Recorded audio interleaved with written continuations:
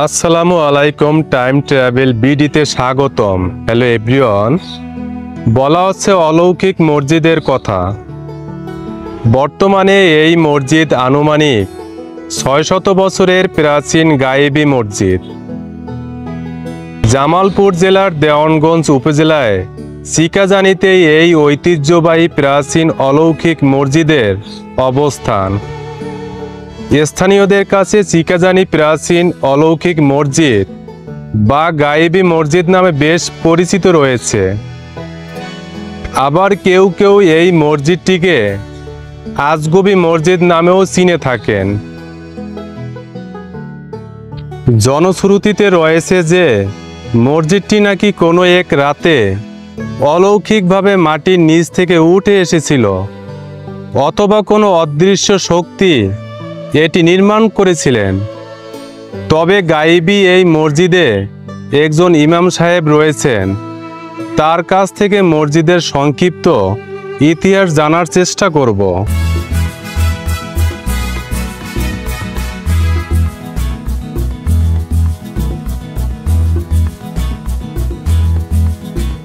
এই মসজিদ সম্পর্কে আমরা যতটুকু জানি, আমার বাপ দাদার মুখে শুনেছি, আনুমানিক 700 বছর প্রাচীন মসজিদ।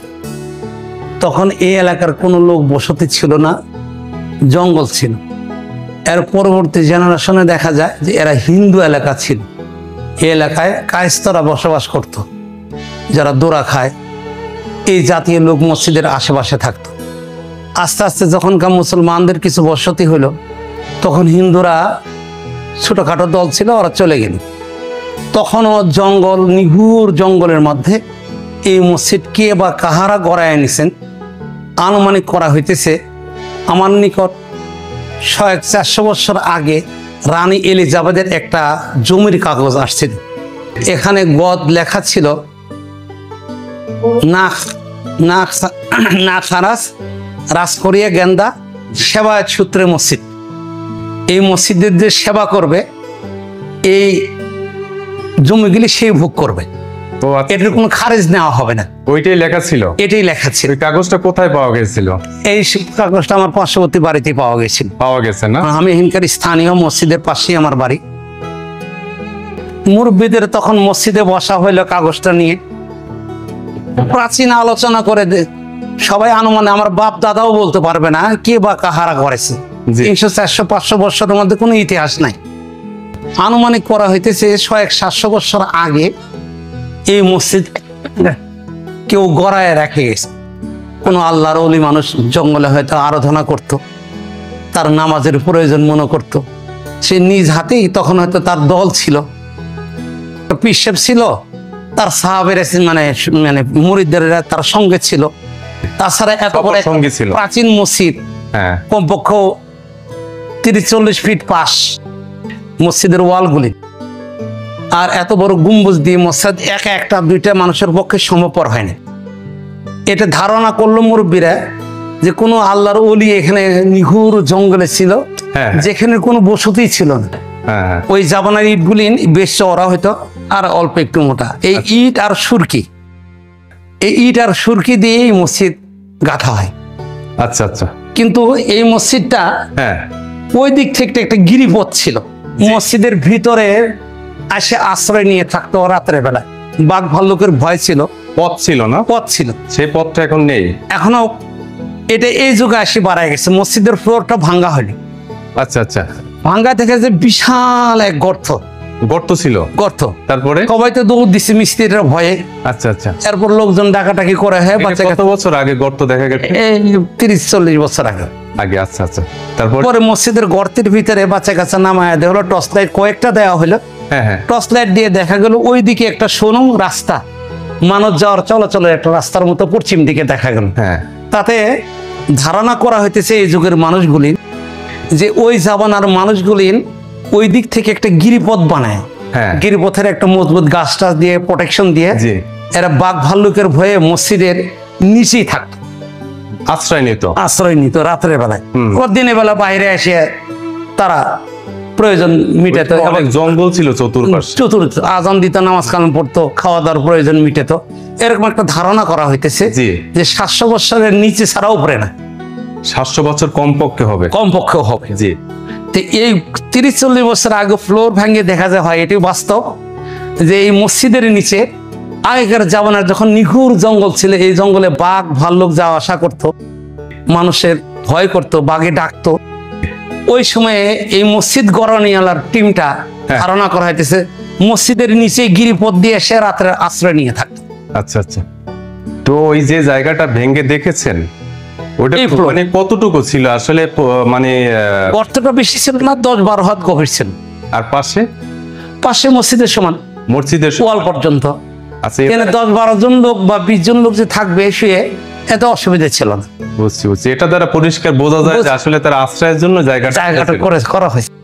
তা বাপ দাদার মুখ থেকে শুধু শুনি যে গ্রাম্য ভাষায় বলে গায়েবী মসজিদ।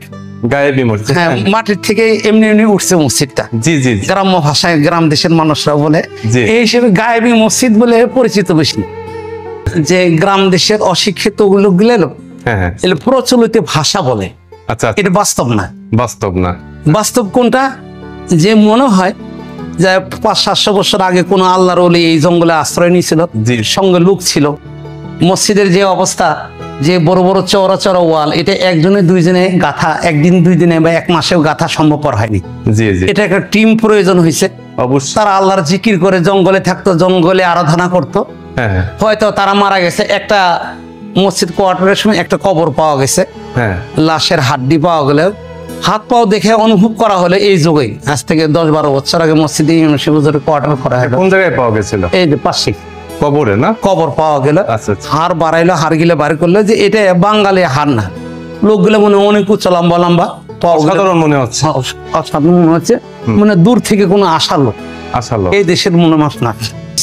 কিন্তু গায়েবী মসজিদ বলে মানুষ ধারণা করে যে এই যুগে এখনো এই মসজিদকে এত দান করে। মসজিদের মানে কমিটির থেকে শুনলাম প্রতিদিন মনে হয় যে 1,500-2 হাজার টাকা মসজিদের দান বাক্সই পাওয়া যায়। মাশাআল্লাহ, শুনে অনেক ভালো লাগলো। তো এখনো অনেক দান খয়রাত আসে, সিন্নি সালাপদ আসে, তোবারক আসে প্রচুর। জুম্মার দিনে ভালো তোবারক আসে। আচ্ছা, এটা দোয়া খায়রানিটা আসে। প্রাচীন মসজিদে হয়তো একটা বাচ্চা অসুস্থ হয়েছে, আচ্ছা এটা মুরগি জবাই করে দিয়ে গায়েবের মসজিদে একটু সিন্নি পাকায় দিয়ে হুজুরের থেকে দোয়া করায় নেব, মনটাও ভালো লাগে। কিছু আছে উপস্থিত একটা রোগ জ্বালা হয়েছে, আচ্ছা এটা খাসি বকরি অথবা বকরি মসজিদে দান করে দিয়ে যায়। এটা গায়েবী মসজিদের জন্য আমি একটা বকরি দিয়ে আসলাম, ইমাম হুজুর বকরিটা ধরেন, এটা খেয়ে দিলেন, কোন মসজিদকে আমি দান করে দিলাম। এই ধরনের প্রচলন এখনো আছে। এই যে গত মাসে মনে হয় একটা আসছিল। আচ্ছা, এরকম প্রচলন আমাদের দেশে এখন। গায়েবী মসজিদ নামটা তো একটা আশ্চর্যজনক। গায়েব থেকে হয়েছে, মাটির নিচ থেকে এক রাতেই উঠে গেছে। মসজিদের ভিতরে প্রবেশ করলে চোখে পড়বে স্বল্প পরিসরে জায়গা। সম্ভবত সেই সময়ে সীমিত সংখ্যক মুসল্লির জন্য এটি নির্মিত হয়েছিল। তবে এর ভিতরে শান্ত ও সিদ্ধ পরিবেশ আধ্যাত্মিকতার এক ভিন্ন জগৎ তৈরি করে। মসজিদের উপরে রয়েছে একটি আকর্ষণীয় গম্বুজ, যা এর সৌন্দর্যকে আরো বৃদ্ধি করেছে।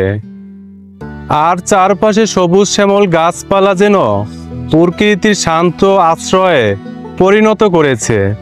মসজিদের শান্ত ও সিদ্ধ পরিবেশ মনকে শান্তি এনে দেয়। দূর দূরান্ত থেকে মানুষ এখানে আসে এই ঐতিহাসিক স্থাপত্য দেখার জন্য এবং কিছুটা সময় প্রকৃতির সান্নিধ্যে কাটানোর জন্য।